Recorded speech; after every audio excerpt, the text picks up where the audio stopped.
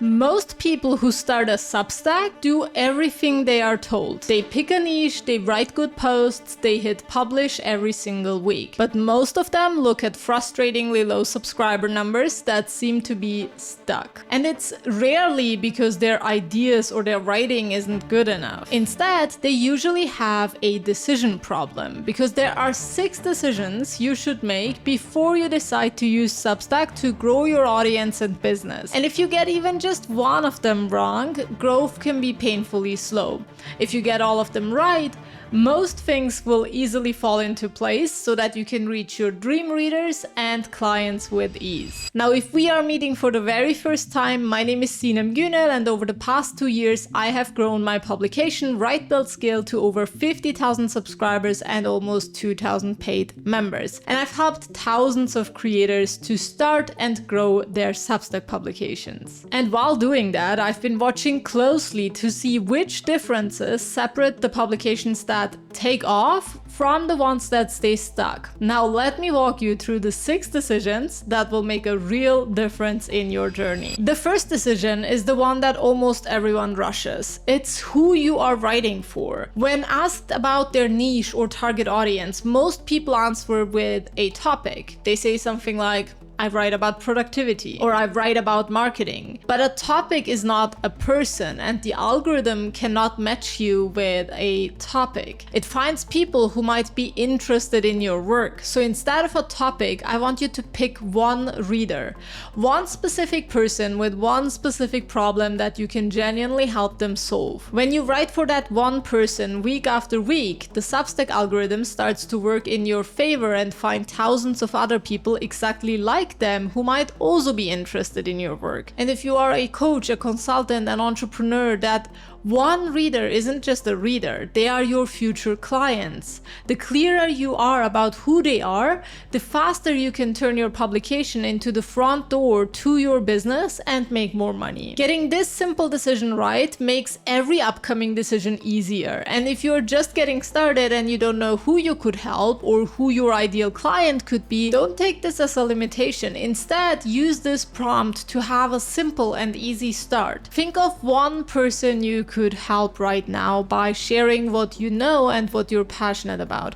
And maybe think of your past self, because usually we have been part of our target audience in the past, and that's why we understand them so well. Your topics might expand over time, but for now, to get started and get the most out of the platform as quickly as possible, I want you to treat this as an opportunity to be focused and sharp. The second decision is about what you are actually building on Substack, and most people get this completely wrong. They think the publication they build is the business, but that's not true. Your Substack publication is supposed to be an entry point. It's how people discover you, they learn to trust you, and invest in your work at a deeper level. But it's not your entire monetization strategy. This is your opportunity to build deep relationships while already getting paid, but it's not supposed to be the entire business ecosystem at once. And that single shift changes what you publish and how you think about money from day one. You stop treating every post like it has to pay you directly, and instead you start treating it like the beginning of a relationship. So if you are currently in your early days, I hope that this takes some of the pressure off of you. You don't need to monetize everything you do in week 1. If you already have an established expert business, maybe even a coaching business, a consulting business,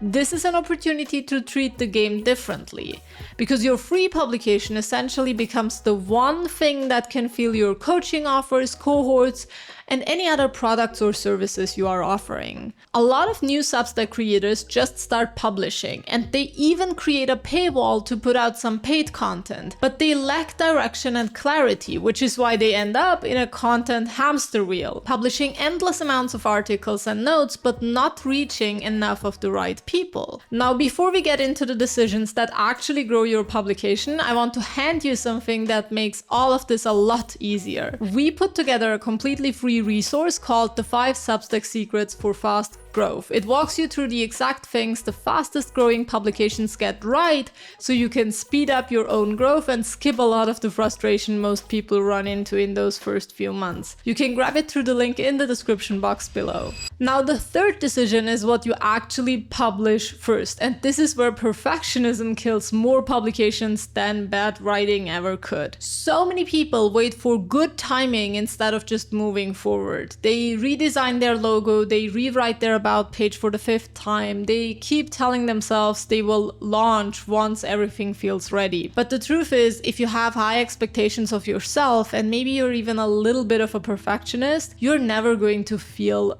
ready. But all that waiting does is keep your best ideas hidden from the people who might actually need them the most. And here's what I want you to remember. Your first few posts don't need to be your best work. They just need to do one job. Quickly show a new reader that you understand their problem and you can genuinely help them solve it. A handful of articles that each solve one specific thing will always do more for you than one perfect piece that nobody ever finds.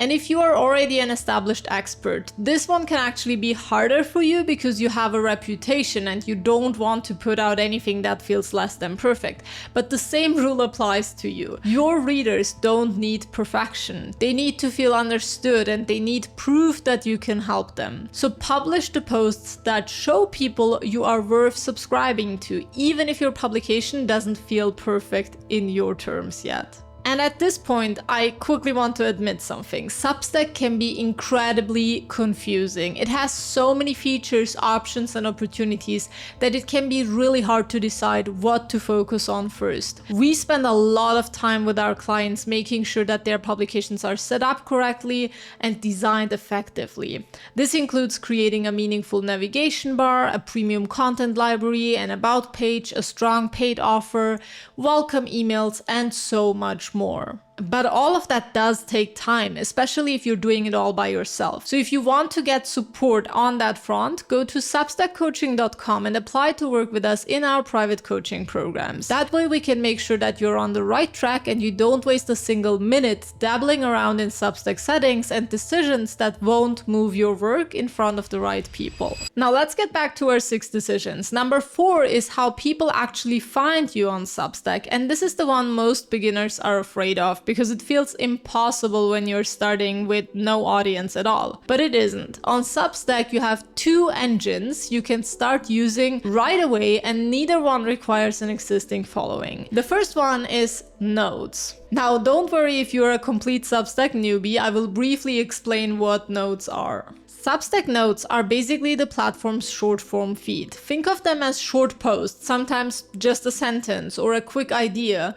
that gets shown to people well beyond your own network and subscribers. And when someone reads a note that resonates with them, they can directly subscribe to your publication. So Notes are one of the few places on Substack where completely new readers can discover you even before you have an audience. Now this is basically like writing on LinkedIn, X, or on Instagram and having an instant button to get people to join your email list. It's really as good as it sounds. Now when I say use Notes, I don't mean chasing likes or trying to go viral. I mean showing up consistently with short, genuinely useful thoughts that pull the right readers back to your publication. Because a note with 1,000 likes from people who will never care about your work isn't helping you in any way. What you want is the right readers, not just the big numbers. Now the second engine is recommendations, and this is where other publications point their readers towards yours. We reached out to other creators consistently and genuinely over time, and that has turned into over 800 publications recommending us, which has sent more than 10,000 subscribers our way. And I want to be clear about how that happened, because 800 recommendations obviously sounds like a lot, and it is. But we didn't sit down and reach out to 800 creators one by one. What we did was build genuine relationships with a few dozen creators whose work we truly respect. And from there, the effect just compounded. More and more people started recommending our publication simply because they genuinely wanted to share our work with their own readers and their network. So if you're just getting started, you can keep this really simple. Stay focused on building a handful of strong relationships with creators you truly vibe with, and let it grow from there. And you don't even need both of these running perfectly from day one. You just need one of them moving deliberately every single week. So pick the one that feels most natural to you right now, whether it's notes or recommendations, and start there. Let it compound. The fifth decision is about money, and this is the one that reframes everything else. Now let me be honest with you. At Right Build Scale, our paid subscriptions are less than 10% of our total revenue. Our publication with 2,000 paid members is not the main moneymaker. It's a lead generation machine. And once that clicks, the way you think about money completely changes. So if you are just getting started, I hope that this takes a lot of pressure off. You don't need to turn on paid subscriptions in your first week or even your first month to succeed on Substack. You turn them on once you have earned real trust. And when you do, your paid tier has to feel like an actual product with a clear transformation,